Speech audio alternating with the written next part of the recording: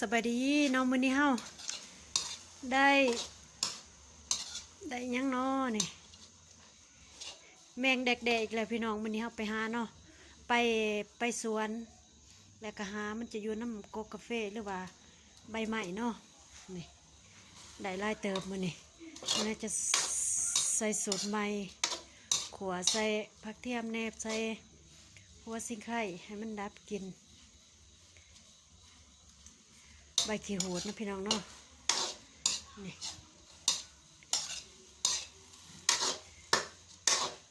ดีสุดเฮาแช่น้ำเกลือแล้วก็ลวกน้ำร้อนแต่ว่ามื้อนี้เราครบสูตรแช่น้ำเกลือแล้วก็ลวกน้ำร้อนแล้วโตมันจะแข็งเวลากินแล้วมันแสบพี่น้องมันกรอบดี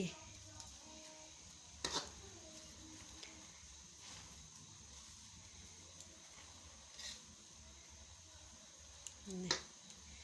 พ้าเคี้ยวอมทมอยู่หอนนะพี่น้องเนาะนี่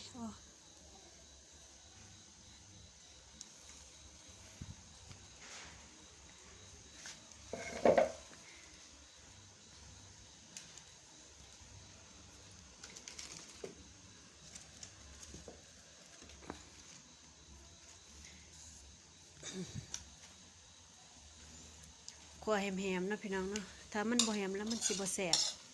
ตัวมันบ่แข็งโอ้ยกลิ่นหอมเป็นหอม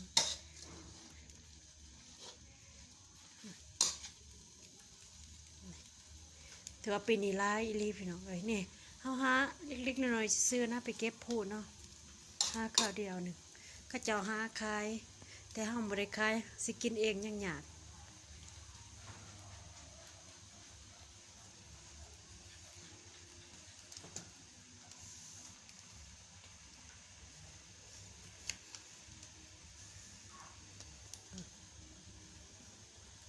เมื่อวานนี้ได้บ่หลายเนาะแต่ว่ามื้อนี้ได้หลายกว่านี่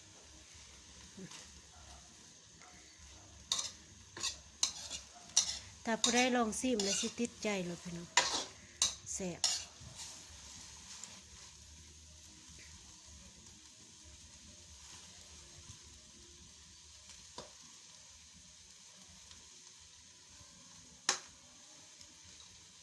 ใส่น้ำพริกน้อยนึง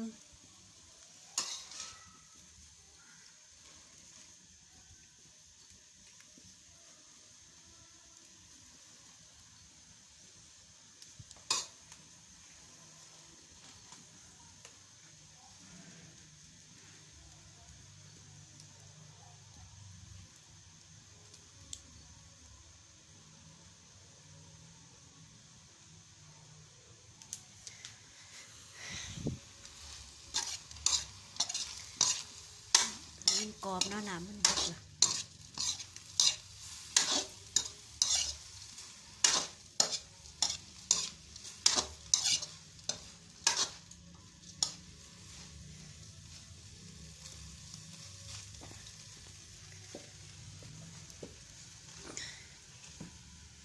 โอ้ยหอนไร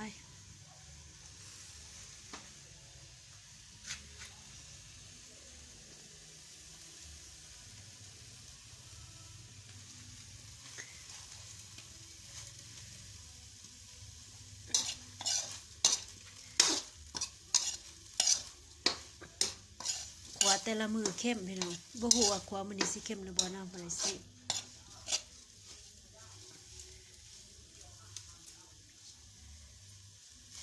กูมือมีแต่เข้มมันนี่น่าจะบ่เข้มดอกใส่น้อยหนึงเพราะว่าเกลือถ้าใส่น้อยหนึงมันก็เข้มมันนัวแห้ง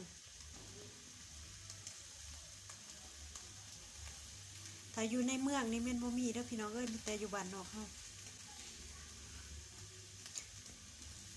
น้าเองก็มักใส่ชีวิตอยู่บ้านนอกเนาะสะดวกสบายเนาะหายใจสบายแต่ว่าก็เคยอยู่ในเมืองแต่ว่าเฮาบ่มักอยู่เพราะว่าความจำเป็นเนาะเฮาต้องได้ไปเรียนรู้จังซี่นี่อาหารพื้นบ้านโอ้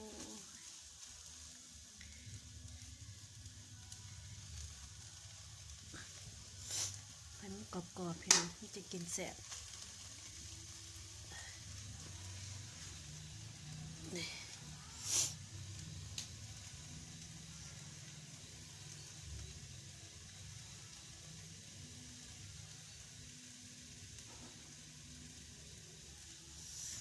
จะดังฟืนนะพี่น้องโอ้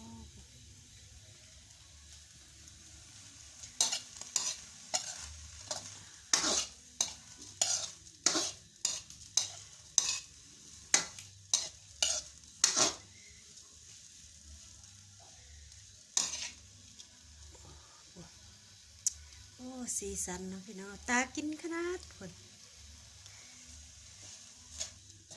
มันมีแต่ตัวอ่อนมันบ่มีตัวแก่ถ้าเป็นว่าตัวแก่มันจะเป็นสีด